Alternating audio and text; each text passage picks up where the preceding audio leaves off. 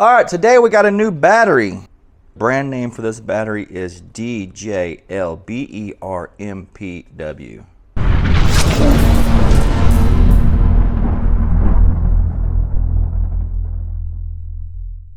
Let's open it up. All right, we got a nice thick owner's manual. So this is a 100 amp hour lithium iron phosphate battery, 12 volt. It says the standard charging current is 20 amps. The standard discharge current is 20 amps. The max discharge current is 100 amps. All right, and there's the battery itself. So on the top here it says max charge current is 50 amps. That's good because we're going to charge it with about 50 amps. And let's get a weight on this guy. We're in at 21.6 pounds. All right, so let's charge this guy up. All right, so charger started.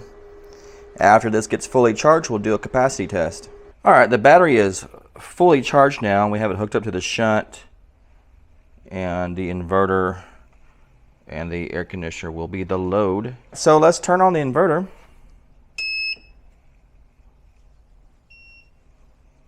And then let's turn on the AC. I think I'm gonna run it on medium.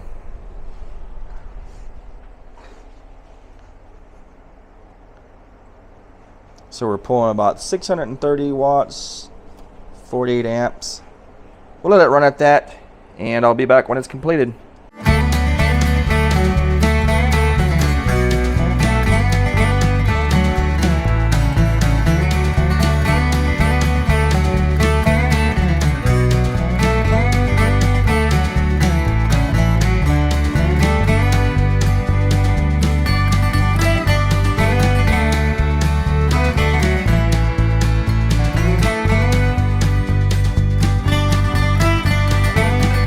So we're down to 1% left on the discharge. 99.2.3 amp hours, 1,280 watt hours. Here we come. Bam. 100 amp hours, 1,289 watt hours. We're just gonna let it keep going to see where we end up at.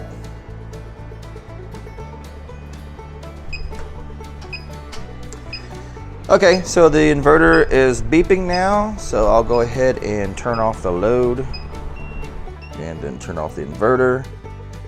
All right, so we hit 104.93 amp hours, 1,346 watt hours. That's really good. We almost made it to 105. If I would have just left it a little bit longer. We'll just call it 105. All right, guys, let's open this bad boy up. I've already got it loosened up pretty well, so I think we just gotta, oh, there it is. There we go. Let's see here, we've got two 8-gauge silicone high temp wires for the positive, and two 8-gauge silicone high temp wires for the negative. The aroma coming out of this battery, wow, it's knocking me out.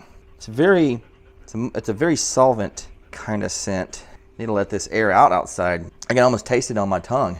Okay, so we've got, what do we have? See if we can get this out. Okay, we got one of the blocks out, high density foam blocks out over here. Okay, there we go. All right, that's coming out like a charm. Okay, so we got the BMS on this side. Part of it's covered up by this foam block. I wonder if we can get this off without ripping the paper.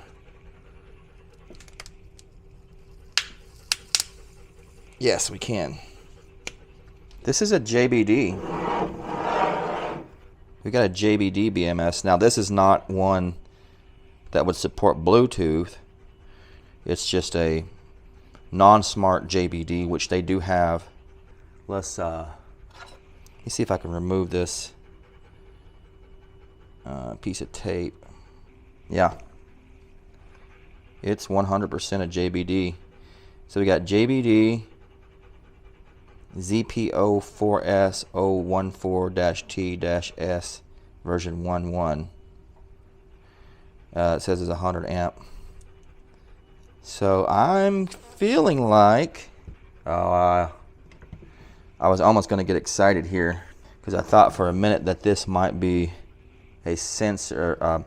This might be a thermal sensor, but it's not. It's the negative, the most negative battery sense wire. It's got, looks like a high temp cutoff switch. So there's the top of the cells, and I think there's a high temp switch here. Yep, it's just a high temp switch. All right, so let's see if we can figure out what these cells are. I can't get it to scan. Maybe I can enter it manually. We've got O3HCBO160000AU. 4 zeros AU. It doesn't like that. So yeah, I don't know. I'm not sure what these are. So on the cells, the construction here, there is a insulation material between the cells. Feels like a very thin piece of plastic, but there it is there. Fiberboard on almost on all sides. We got laser welded aluminum bus bars. It does have a relief in the middle of all the bus bars for some expansion. The relief valves on the cells are actually covered up by this piece of fish tape. Some people might not like that, but I still feel like if these cells are going to rupture, it's going to blow past that fish tape regardless. You know, instead of exploding the aluminum, unless there's just a real rapid explosion that happens. But I don't think these are known to do that for lithium iron phosphate. Yeah, overall, I think the construction looks fine. Yeah, here's the bottom of the cells. You can see that spacer insulation material between.